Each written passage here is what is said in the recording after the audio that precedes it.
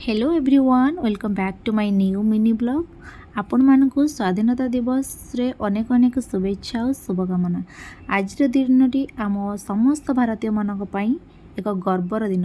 अनेक स्वाधीनता संग्रामी मानकर त्याग संघर्ष बलिदान परे आमे आज एही दिनटी को उपभोग करि पारुछे।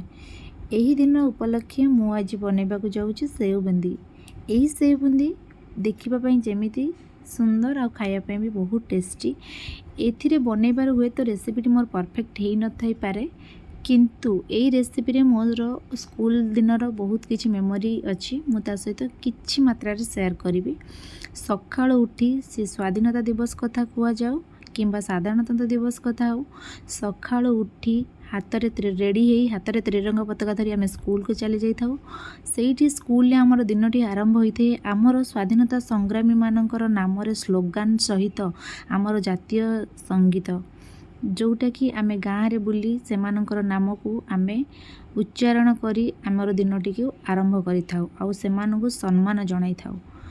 आजिर दिन रे आमर शेष थाए यही सेव बिंदुरे मु तारी उपलक्षे प्रस्तुत करिछि। जदियो रेसिपीटा मु सेमती परफेक्ट करि पारिनी, किंतु आज दिनटी बहुत मन पड़ुला से सेव बुंदी जेहेतु आउ से स्कूल नहीं कि से पिला दिन नहीं, से मु बनई देली। वीडियोटी भल लागिले लाइक करिवे, कमेंट्स करिवे। नमस्कार।